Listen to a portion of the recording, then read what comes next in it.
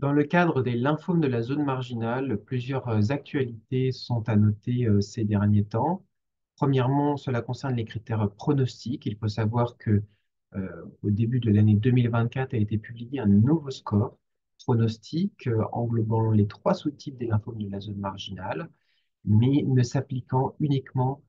qu'aux essais cliniques de première ligne pour les patients devant débuter une thérapie systémique. Et donc, les cinq critères pronostiques concernent l'hémoglobine, le taux de lymphocytes, les plaquettes, le taux de LDH et enfin le sous-type du lymphome de la zone marginale, en sachant que dans cette étude,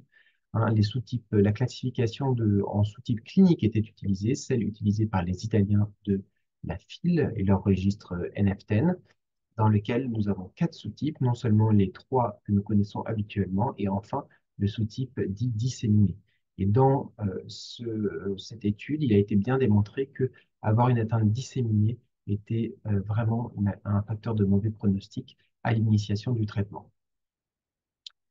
Ensuite, concernant la médecine nucléaire, donc on attend encore depuis euh, de longs mois, voire quelques années, les résultats de deux études menées par l'IELG concernant l'apport de la TEP dans le lymphome de la zone marginale. Et donc les études de Pimento et Manibul vont bientôt pouvoir livrer leurs résultats concernant l'impact de la TEP à l'initiation des traitements sur le niveau de réponse chez les patients concernés. Il faut savoir que des études de TEP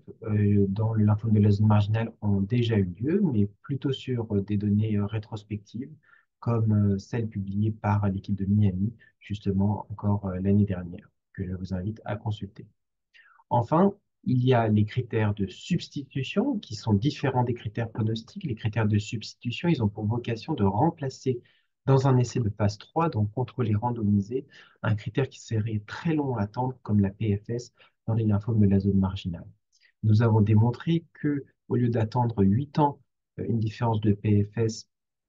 entre deux bras de traitement, comme c'était le cas auparavant, nous pourrions dès à présent attendre que 24 mois après l'initiation du traitement pour comparer les deux bras d'un même essai de phase 3 et voir s'il y a une différence entre le taux de rémission complète à 24 mois ou entre le temps jusqu'à réponse complète censurée à 24 mois entre les deux bras, ceci présageant de manière très fiable la différence de PFS à 8 ans. Concernant les essais majeurs qui sont en cours dans le lymphome de la zone marginale, je vais en citer quatre principalement. Les deux premiers concernent la ligne 1, donc un essai qui a déjà, dont les données préliminaires ont déjà été publiées à Lugano il y a maintenant 2 ans et dont nous attendons les résultats finaux concernant l'étude Manibu, donc l'IELG 47, associant le rituximab et l'ibrutinib en première ligne de lymphome de la zone marginale. Et beaucoup plus récemment, une étude qui vient de débuter, hein, pour lesquelles les patients sont en cours d'inclusion, c'est l'ULG 48, la suivante, mais qui ne concerne uniquement que les patients atteints d'une forme splénique et qui propose l'association entre le rituximab et le zanubrutinib, donc un inhibiteur de BTK de seconde génération. Enfin, pour la ligne 2, nous avons deux essais très intéressants qui sont actuellement en cours d'inclusion. Le premier mené par le LISA et ses collaborateurs internationaux qui s'appelle Marsoun et qui associe l'anticorps bispécifique mosunetuzumab au lenalidomide et un essai de phase 3 en deuxième ligne, hein. Donc, soit vous avez cette bithérapie, soit le choix de l'investigateur, qui peut être R2, qui peut être R-Vanda, qui peut être R-CHOP, selon ce que vous vouliez administrer à votre patient en deuxième ligne. Et enfin, un essai de phase 2, qui est un essai de Regeneron visant à administrer l'odronextamab en monothérapie chez ces patients atteints de lymphome de la zone marginale en rechute.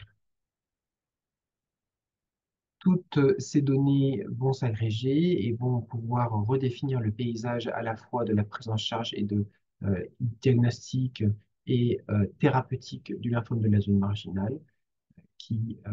espérons-le, sera plus indolent que jamais dans les années à venir.